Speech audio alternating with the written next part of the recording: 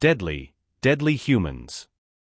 As it happened, it was the Kamsu who encountered humans first.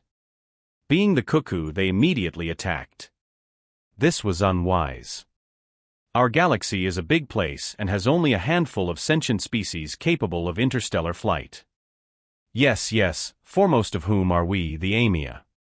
As it turned out, unknown to anyone else, the humans had quietly been building a small domain for themselves in one remote and largely unremarkable corner of the galaxy.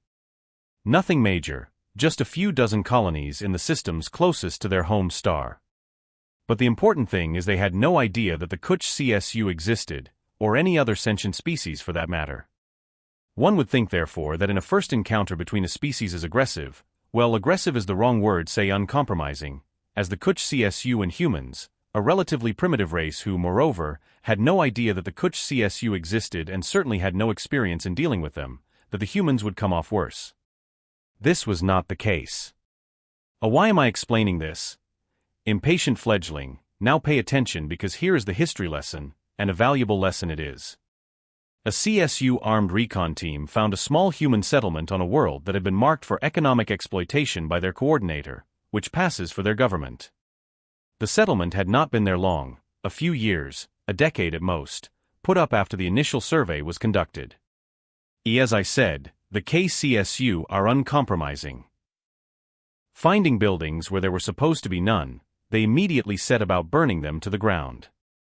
It's entirely possible that they didn't realize the structures were made and inhabited by sentient beings, semi-telepathic species, such as cuckoos, transmit their thoughts through pheromones.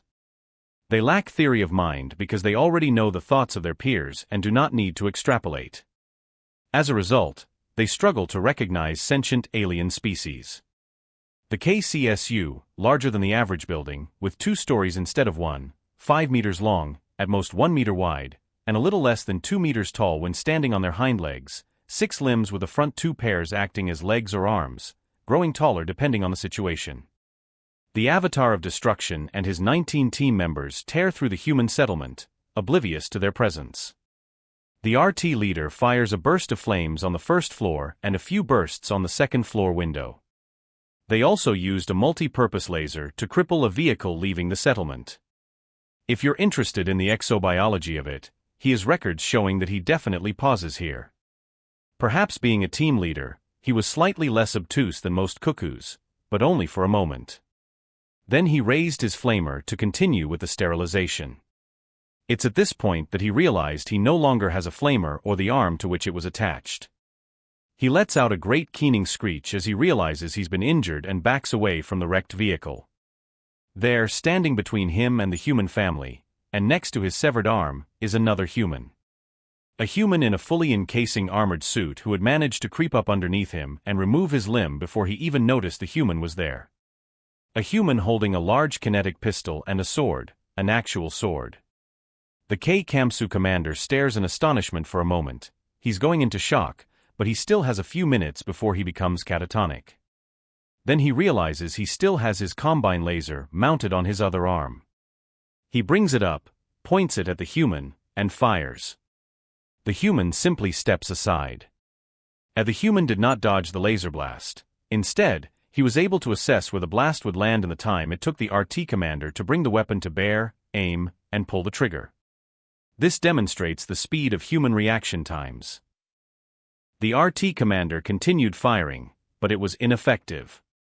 The last footage the helmet cam records is of a blur of movement passing beneath the unfortunate commander before he was the first casualty in the human-CSU conflict. So who was this mysterious human with a sword, and why was he there? Well, that is the amazing thing. He was there for exactly the same reason the Kamsu team was. He was an armed scout who, along with 4 others, had gone to the planet to prepare the way for an invasion. Humanity is not a united point, you see, and the faction that had sent the scouts was fighting in a formalized manner that they call war with a faction that had built the colony and intended to seize the planet from them. This was not an unusual state of affairs, by the way. The different human factions and the factions within factions were almost constantly fighting each other. But this is the important part.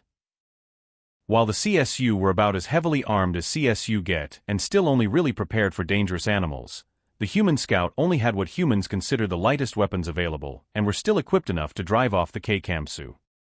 The scouts were mostly only suitable for stealth operations, hence the sword with a monomolecular electrostatically bonded edge.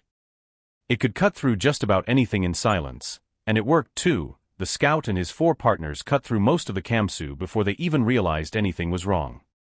The scout was able to approach the RT commander due to their active camouflage armor. However, the AR team was outclassed, and only 3 of the KCSU made it back to their ship out of a team of 20.